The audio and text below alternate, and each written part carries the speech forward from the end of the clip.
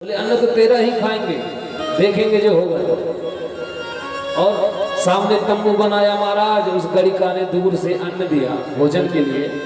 महात्मा ने बढ़िया भोजन प्रसाद बनाया, भोग लगाया, पाया, रात्रि विश्राम किया। और जैसे सुबह ब्रह्म मुहूर्त में उठकर महात्मा जी नित्य क्रिया से निर्वृत्त होकर के चलने लगे महाराज, तो पुनः दरवाजे पे आवाज लगाई, अब की बार अजामिल आया। जो दरवाजा खोला, कौन हो तुम? महात्मा जी ने कहा भैया रात में हम आए थे और तुम्हारा अन्न खाए हैं, इसलिए हमें दक्षिणा चाहिए। महात्मा जी ने कहा अजामिल से, हमने आपका अन्न खाया है इसलिए हमें दक्षिणा दो। अजामिल ने कहा जितनी जल्दी हो सके तो यहाँ से निकलो, ये सब डेरा उठा के, नहीं तो जो लिए हो वो भी ले लूंगा।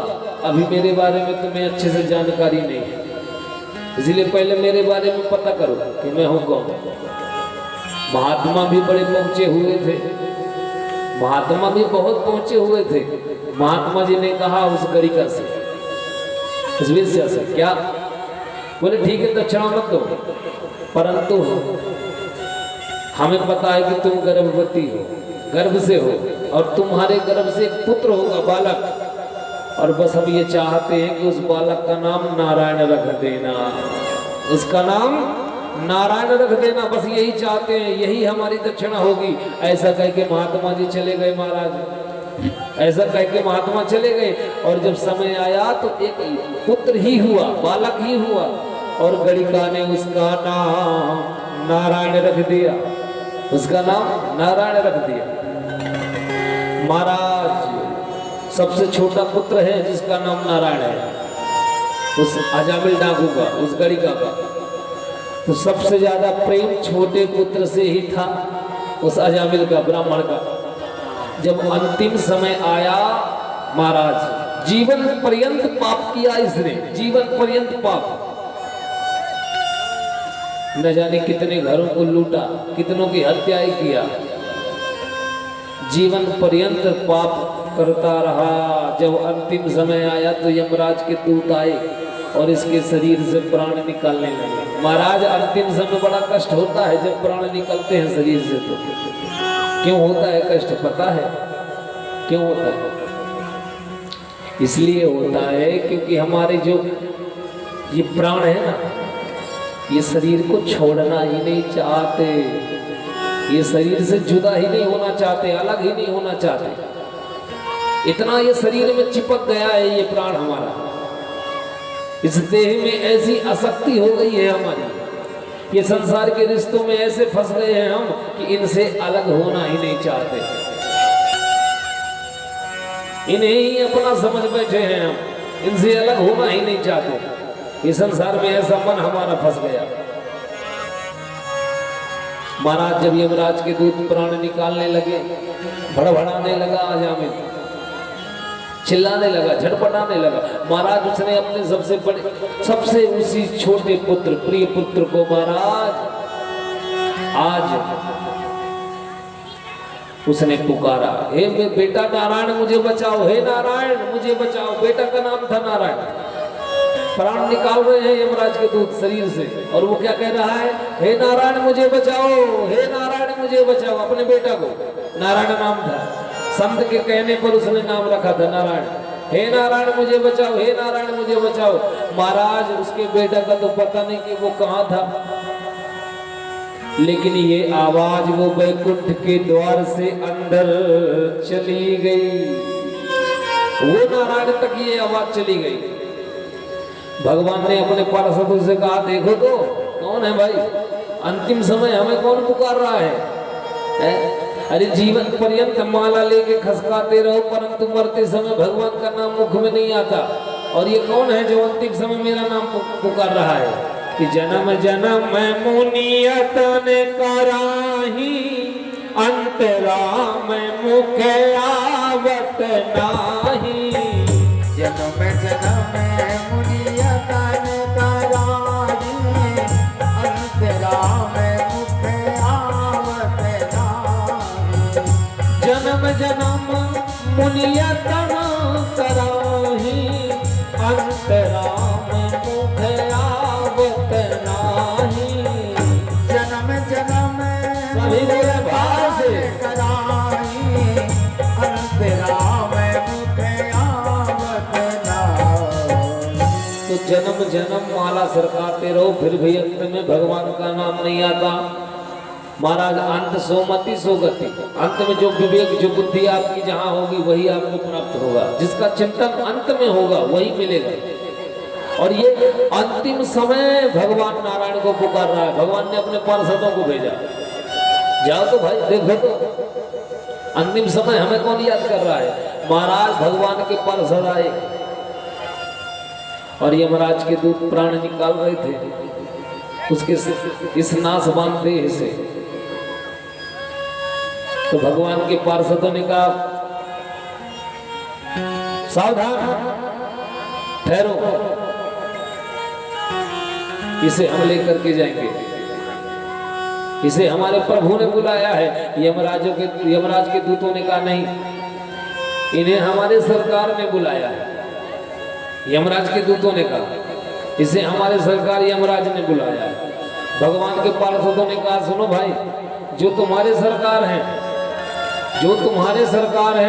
ये उनके सरकार ने उन्हें बुलाया है। जो तुम्हारे सरकार हैं वो सरकार के भी जो सरकार हैं उन्होंने इसे बुलाया है, इसलिए इसे हम लेकर के जाएंगे। तो यमराज के दूतों ने कहा एक काम करो, चलो यमराज जी के पास चलते हैं, वही निर्णय होगा। महाराज चारों लोग लेकर के उसे पहुंचे यमराज के पास, उस अजामिल ब्राह्मण को चारों कंधे में रख करके उसे ले गए। यमराज ने कहा क्या बात है भाई, चार लोग? बोले हाँ, ये भगवान के पार्षद हैं और कहते हैं कि इसे लेकर के जाएंगे। हे प्रभु, इसे तो आपने बुलाया है और जीवन पर्यंत इसने पाप किया है। यमराज ने चित्रगुप्त से कहा, चित्रगुप्त के पास काम रहता है ये सब लेखा जोखा करने का, वही है मुंशी, ये सब वही करते हैं लेखा जोखा। महाराज हम सबका लेखा जोखा है वहां पास, सबके पास, सबका उनके पास सबका लिखा रखा है। उसी हिसाब से हमको स्वर्ग और नरक प्राप्त होते हैं। तो चित्रगुप्त को यमराज ने आदेश दिया, देखो तो भाई इसके खाते में। महाराज चित्रगुप्त ने जब देखा तो कहा सरकार, इसने जीवन पर्यंत पाप ही पाप किया है, कभी इसने पुण्य नहीं किया। बोले अच्छे से देखो, भगवान के पार्षद आए हैं, कोई ना कोई बात तो होगी। महाराज अंतिम समय मरने से पहले, प्राण निकलते समय इसने अपने पुत्र को बुलाया, इसने अपने पुत्र को बुलाया है, बस यही किया। तो उसके पुत्र को बुलाने में भगवान ने पार्षद भेज दिए। बोले हाँ, वो इसलिए प्रभु क्योंकि इसके पुत्र का नाम ही नारायण था और ये अपने पुत्र को बुला रहा था। जैसे नारायण कहा, यमराज ने हाथ मुंह में लगा दिया, बस बस बस, ये नाम दोबारा मत लेना। यदि ये नाम यहाँ से नरक के द्वार से अंदर गया तो मेरा सारा कारोबार चौपट हो जाएगा, सबको नरक से स्वर्ग में भेजना पड़ेगा। यदि इसने मरते समय इस नाम को लिया है तो ये वहीं का अधिकारी है, ये वहीं जाएगा। और महाराज एक नाम लेने से आज उस अजामिल पापी का कल्याण हो गया महाराज। तो भगवान के नाम का ही स्वभाव है, चाहे जिस तरह से लो, विष धोखे से पियो तो उसका प्रभाव नुकसान पहुंचाएगा। गलती से अगर आप जहर पी लो तो उसका स्वभाव ही है नुकसान पहुंचाना, ये जहर का गुण है नुकसान पहुंचाना। वैसे भगवान के नाम का स्वभाव है कल्याण कर देना, चाहे गलती से भले लो। कि भाव कुभाव अलख आलस हूँ, नाम जपत मंगल दिशि दस हूँ। भाव कुभाव अलख आलस हूँ, नाम जपत मंगल दिशि दस। नाम जपत मंगल दिशि दस हूँ। नाम जपत मंगल दिशि दस। तो भाव भाव कुभाव अलख आलस हूँ, नाम जपत मंगल दिशि दस हूँ। तो भगवान का नाम चाहे जैसे लो महाराज, वो नाम ही मंगलकारी है, नाम ही कल्याणकारी है, चाहे जैसे लो, जिस भाव से लो। आज संत के एक क्षण के सत्संग में और बस उसने अपने पुत्र का नाम नारायण रख दिया था। ऐसे हम लोगों के अंदर भी भाव होना चाहिए, हमें भी हमेशा अपने पुत्रों का नाम बड़े हिसाब किताब से रखना चाहिए। आजकल माताएं बहनों को देखो, टीवी मोबाइल का जमाना है महाराज। हाँ, कहना क्या है, सीरियल के हिसाब से नाम रखती हैं। जैसे टीवी में नाम उन्होंने सीरियल में देखा, वैसे अपने पुत्रों का नाम रख दिया। अरे लेने में परेशानी होती है, इतना अजीब नाम महाराज। जैसे विदेशों में लोग रखते हैं अपने बच्चों का नाम है, और आजकल के बच्चों का तो कहना क्या, पैदा हुआ नहीं कि मोबाइल चाहिए। ओहो, आजकल के बच्चों का कहना क्या, बस पैदा हुआ नहीं कि मोबाइल चाहिए। क्यों?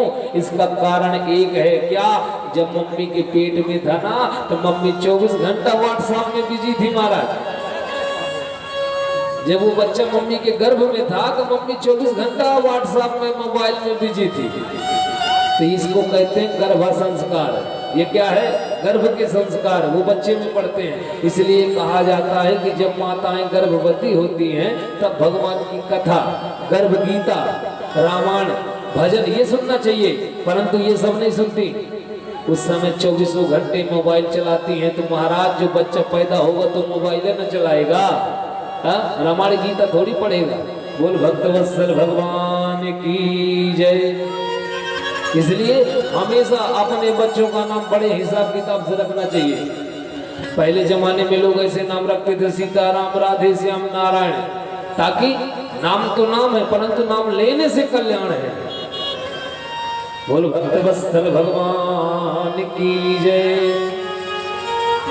भगवान मेरी नैया उस पार लगा देना, भगवान मेरी नैया उस पार लगा देना। ओ भगवान मेरी नैया उस पार लगा देना। भगवान मेरी राधे उस पार लगा देना। उस पार लगा देना, उस पार लगा देना। उस पार सभी बोले भाव से। उस पार लगा देना। उस पार लगा देना, उस पार लगा देना। उस पार लगा देना।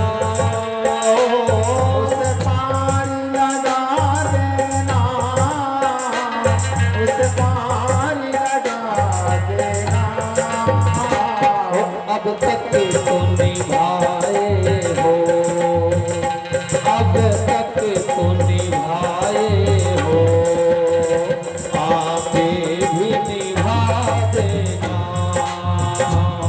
अब तक राधे हो, आगे भी निभा देना। बड़े भाव से तालियों की सेवा देते हुए बोले श्री राधे जय हो।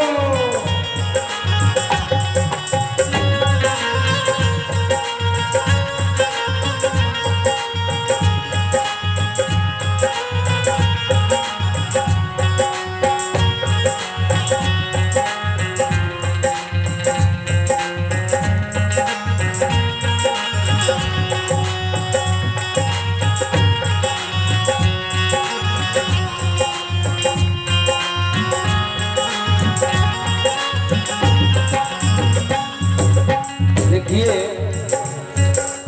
इस संसार में हम इतने व्यस्त हैं कि समय नहीं है हमारे पास, फुर्सत ही नहीं है कि जब तलक है जिंदगी फुर्सत न होगी काम से। कुछ वक्त ऐसा निकालो कि प्रेम कर लो राम से। तो महाराज ये दुनिया के ऐसे झंझट हैं, कभी है भगवान मैं आपको याद करना भूल जाऊं तो एक काम करना, आप न भुला देना मुझे। वो दुनिया के झंझटों में तुमको मैं भूल जाऊं, दुनिया के झंझटों में तुमको मैं भूल जाऊं। वो दुनिया के झंझटों में तुमको ना भूल जाऊं, दुनिया के झंझटों में तुमको न भूल जाऊं। पर नाथ दया करना, पर नाथ दया करना, मुझको ना भुला देना। पर नाथ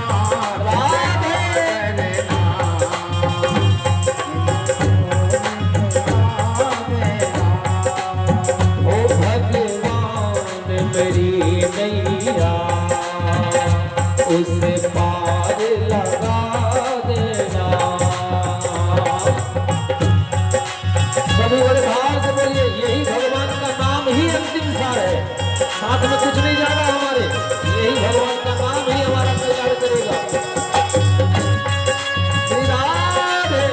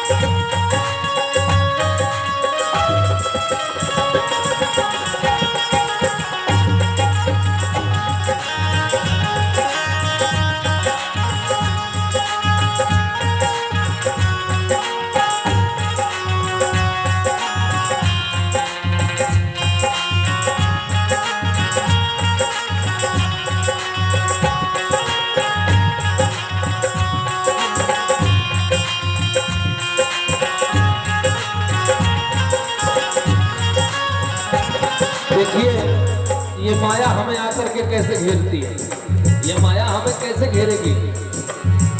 तो छलबल के साथ माया घेरेगी हमें आकर, हो बल के साथ है माया घेरेगी हमें आकर।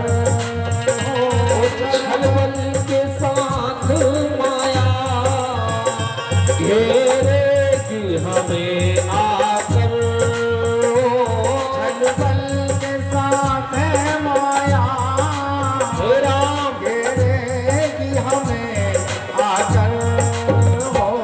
तुम देखते ना रहना, तुम देखते ना रहना, आकर के बचा लेना।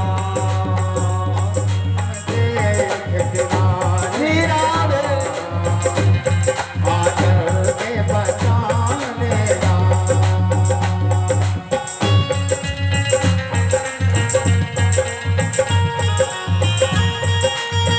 सभी बड़े भाव से तालियों की सेवा करते हुए बोले,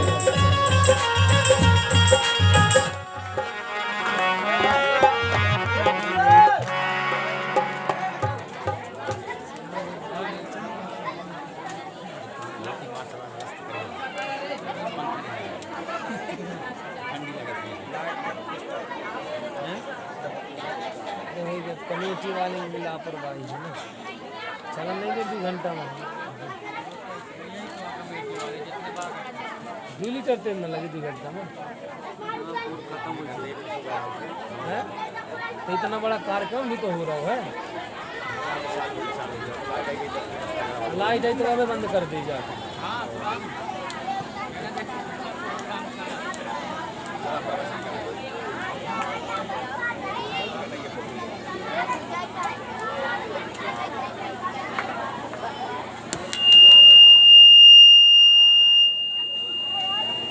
हेलो, बोलिए भक्त वत्सल भगवान की जय। आदरणीय प्रवर श्री सुखदेव महाराज कहते हैं, राजन हमने आपको अजामिल ब्राह्मण का वृत्तांत सुनाया, नाम लेने से मात्र कल्याण हो गया। आइए अब हम आगे की ओर प्रस्थान करते हैं।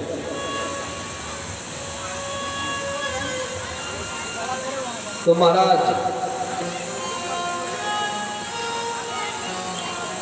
सप्तम स्कंध में प्रवेश करते हैं। आदरणीय प्रवर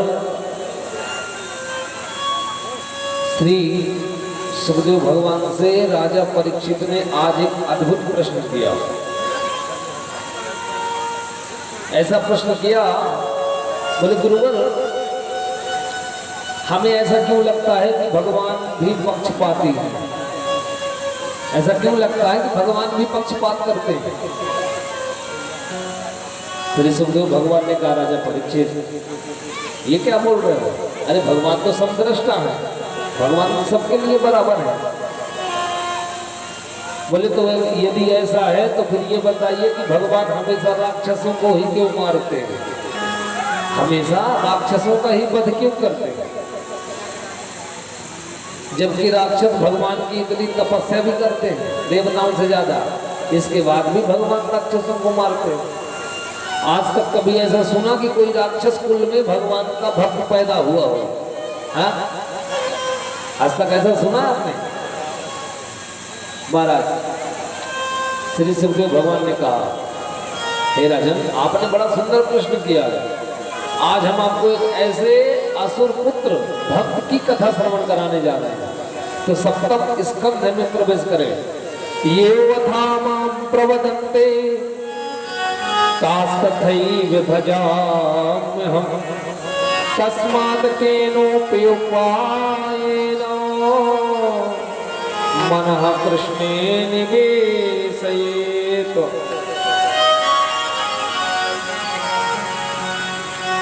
तो आज श्री सुखदेव भगवान कहने लगे राजा परीक्षित से, परीक्षित जी आपने कभी प्रहलाद का नाम सुना है क्या? प्रहलाद का नाम सुना है? कौन थे प्रहलाद? ये भी तो राक्षस जाति के थे, ये भी तो असुर पुत्र थे, हिरण्यकश्यप के पुत्र थे प्रहलाद। इनके ऊपर भी तो भगवान ने अनन्य कृपा किया था।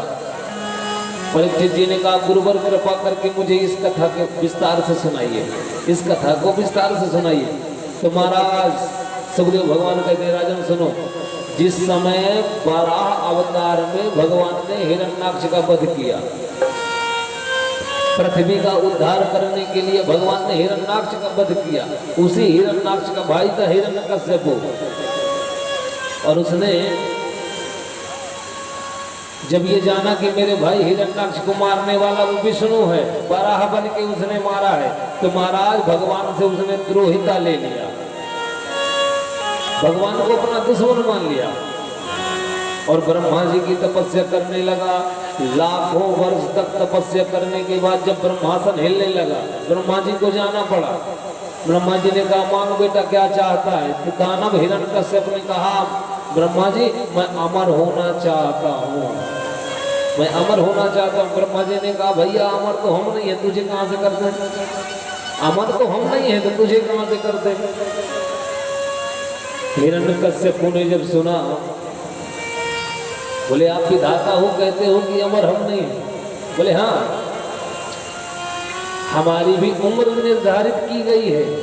इस कलयुग की उम्र 4,32,000 वर्ष, ठीक द्वापर की उम्र दुगनी 8,64,000 वर्ष, ठीक तिगनी त्रेता की जोड़ो सतयुग की जोड़ के चौगुनी उम्र जोड़ करके महाराज ये 43,72,000 के आसपास होता है। तो जब ये चारों युग एक एक बार इस धरती में धर्म बीत जाते हैं, जब चारों युग एक एक बार बीत जाते हैं, तब महाराज एक चतुर्युगी होती है। क्या होती है? एक चतुर्युगी। चारों युग एक बार जब बीत जाते हैं धरती में, तो एक चतुर्युगी कहते हैं उसे। और जब ये चतुर्युगी महाराज 1000 बार बीतती है, कितने बार? 1000 बार, तब एक मनमंत्र होता है। एक मनमंत्र, और एक मनमंत्र में एक इंद्र की उम्र एक मनमंत्र। एक इंद्र की उम्र कितनी? एक मनमंत्र की। और जब 14 इंद्र बदल जाते हैं तब ब्रह्मा का एक दिन होता है, उसको कहते हैं एक कल्प। ब्रह्मा का एक दिन मतलब एक कल्प। ब्रह्मा के एक दिन में 14 इंद्र बदल जाते हैं महाराज। तो भगवान ने ऐसे सृष्टि क्रम बनाया है, देवताओं की ऐसी आयु निर्धारित किया है। तो ब्रह्मा जी ने कहा भैया अमर तो हम नहीं है, तुझे कहां से कर दें? हिरण्यकश्यप ने कहा तो फिर हम जो चाहे सो हमें दोगे? बोले हाँ मांगो, छूट है तुझे, जो चाहे सो मांग ले, परंतु एक वरदान न मांगना कि मुझे अमर कर दो, ये व्यवस्था हमारे पास नहीं है।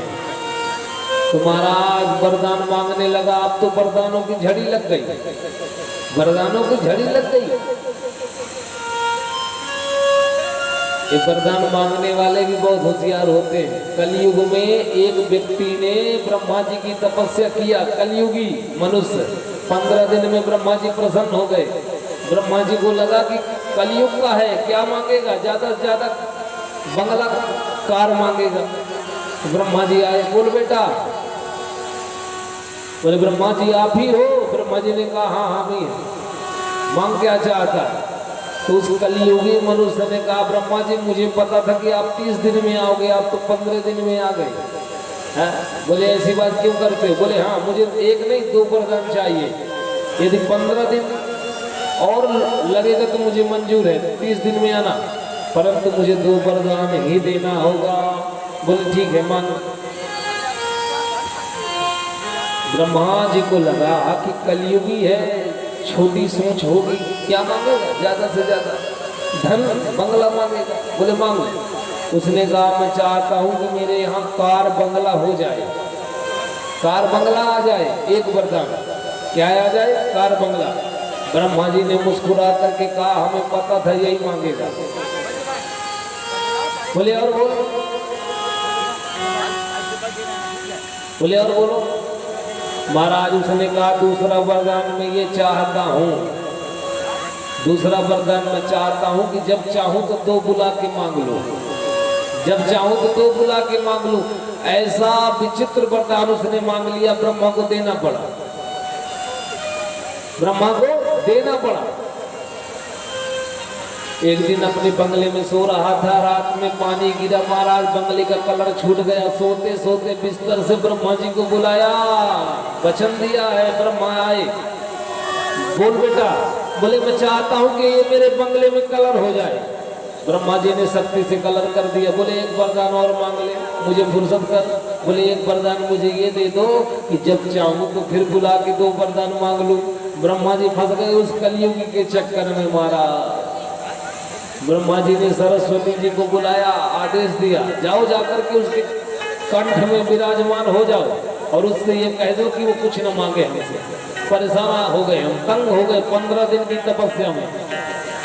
तो महाराज सरस्वती जी की ऐसी कृपा भई कि कंठ में उसके विराजमान हो करके और क्या मांगा कि हे ब्रह्मा जी मैं चाहता हूँ कि अब आपसे कछु न मांगू कभी।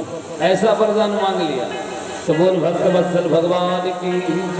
तो ऐसे ऐसे लोग भी इस धरती में हुए, बड़े विचित्र। तो हिरण्यकश्यप ने ब्रह्मा जी से कहा ब्रह्मा जी यदि मुझे अमर होने का वरदान नहीं दे सकते तो फिर हम अपने मन के हिसाब से मांगेंगे। बोले मांग। तो कहने लगा बस आप हाँ हाँ करते जाना, मेरी मृत्यु न नीचे हो न ऊपर हो। ब्रह्मा जी ने कहा हाँ, दिया। बोले मेरी मृत्यु न किसी अस्त्र से हो न शस्त्र से। बोले हाँ दिया। मेरी मृत्यु न किसी मानव या दानव या देव न कोई पशु जानवर से हो। बोले हाँ वो भी दिया। बोले मेरी मृत्यु न अंदर हो न बाहर हो, वो भी दिया। बोले मेरी मृत्यु 12 महीनों में न हो, वो भी दिया। बोले मेरी मृत्यु न दिन में हो न रात में हो, वो भी वचन दिया। महाराज ऐसा विचित्र वरदान ब्रह्मा जी से प्राप्त कर लिया। अब वरदान पा करके हाहाकार मचाने लगा तीनों लोगों में। सारे लोग डरने लगे उससे, सारे लोग उससे डरने लगे। स्वर्ग लोग पहुंच जाता तो देवता थर थर कांपते, स्वर्ग छोड़ के भाग देते थे। महाराज अंतो गत्वा सारे देवी देवता परेशान होकर के भगवान के पास गए। हे प्रभु कुछ करिए। भगवान ने कहा अब की बार हम नहीं जाएंगे, सबसे पहले हमारा भक्त जाएगा। तो महाराज उसी हिरण्यकश्यप की एक पत्नी का नाम था कयाधु, उसके गर्भ में भगवान ने अपने भक्त को भेजा। उसके गर्भ में भगवान ने अपने भक्त को भेजा। और जब इंद्र को पता चला कि कयाधु गर्भवती है, जब ये हिरण्यकश्यप इतना खतरनाक है तो इससे होने वाली संतान कितनी खतरनाक न होगी। तो महाराज कयाधु का हरण कर लिया इंद्र ने। नारद जी को भगवान ने बुला करके समझाया, जाओ जाकर के इंद्र से बोलना